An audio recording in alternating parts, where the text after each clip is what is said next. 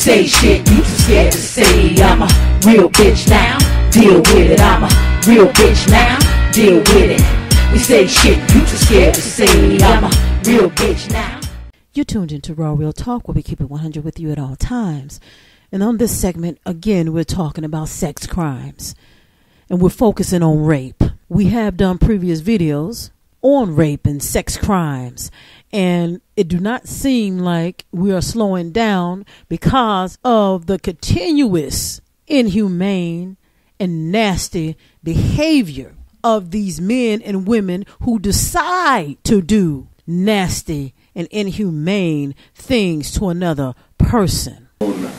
This was to be a moment of justice. Teacher Stacy Rambold was charged with raping his student, 14-year-old Sharice Morales. He was 49 at the time. Prosecutors wanted a 20-year sentence. Instead, Judge G. Todd Bao gave Rambold just 1 month for the crime. I was floored. I thought there was a minimum sentence. I don't know. My faith in the justice system is gone.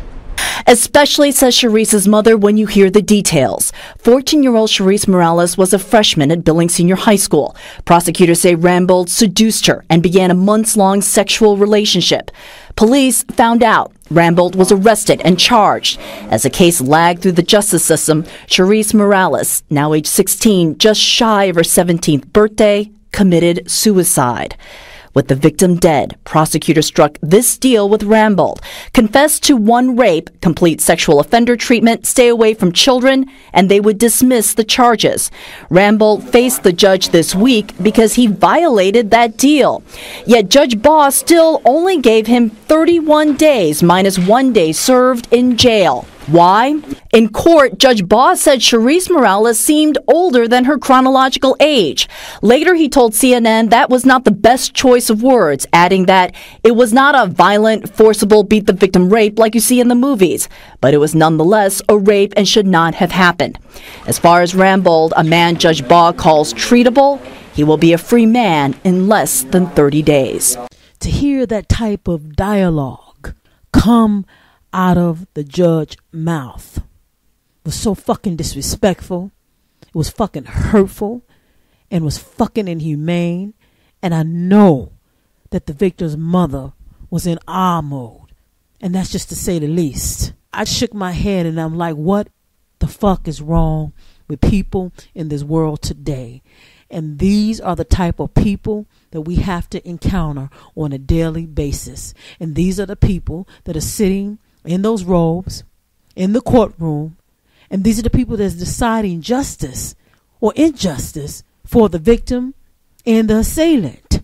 And for this judge to only give this man 30 days and then originally tell him he can really basically walk after he committed a crime. We have to ask ourselves, how come sex crimes are taken so lightly? And rape is very serious, my people. Rape is extremely serious. It's so sensitive. It's so delicate.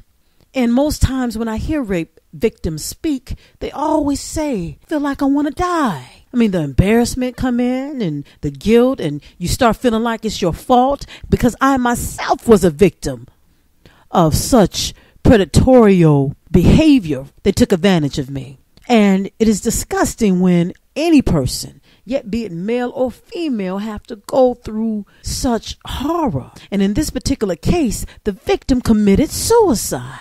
So just think, if they're alive and they feel like they want to die, then the outcome that they take their own life because the pain is so unbearable. And I can understand why the mother said that her faith in the judicial system is gone, because she got no justice. And it's very few cases that a victim get justice. And it hurts that sex crimes go under the radar like that. And I want you to understand that it is more men on the bench in the courtrooms than there are women. And that says a lot with who is making these decisions, with the outcome. So what is the victim and the victim family is supposed to do if you cannot believe in the judicial system to help you? Because this is just a coping mechanism to feel like you got something out of the situation once a crime is committed. And it hurts so badly. And I want you to understand that these types of situations have to continuously be talked about because the victim needs you to support them and give them a voice. And not only does the victim hurt, the family hurts. They're victims too. We can go on and on talking about the sex crimes and the pedophilic as fucking behavior of these fucking predators. It's just immoral behavior. You wonder what goes on in these people's mind before they create such hurt and pain in somebody else's life. What is going on in your life so bad that you have to put this type of pain on somebody else? Because not only do the victims suffer, everybody that loves that victim suffers. And if you a humane person, whether you related to that person or not, you should feel the pain, because I feel the pain. And we need to speak up, and we need to open our arms to these victims and let them know that we're here for them. We're praying for them. We're speaking up for them, and we're praying for their families, the survival of the families. This is just one of many cases that she is not the only one that took her life because of such inhumane behavior. Rape is like death. Rape feels like someone has taken your life. When you get something snatched away from you and you feel like you can't do anything about it, it more than hurts. It cuts so deep, and words cannot even express the embodiment of the situation. I'm so fucking hurt. Like I said, this is just one of many cases that we need to investigate and start speaking up.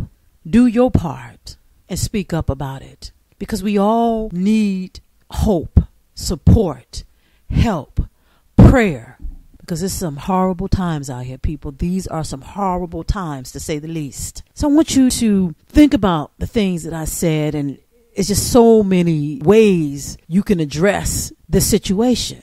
And you try to see what can you do to keep yourself down and hold yourself back from acting out, because it gets frustrating when you feel like you're a good person, you're a humane person, and you're trying to have hope for the world, and then you have other people that are going against you with this negativity and this negative energy. So do whatever you can do to reach out to the victim's family. Because remember, like I said, not only is the person that got raped a victim, their families are victims too. The survivors are victims. And then you have people that have survived such heinous behavior, and they're trying to make it, even though every day they feel like their existence is dwindling away. And even though you might get raped at 25, you feel like you're 5 when the situation happened. Even though you might be 14 when the situation happened, you feel like you're 4 when it happened, because the vulnerability and the emotions of sensitivity and the innocence get snatched away. So I want you to pray. Pray for our world. Pray for humanity in general. Pray for these victims. Pray that one day that we all will see justice with crimes in general, not just sex crimes. God bless.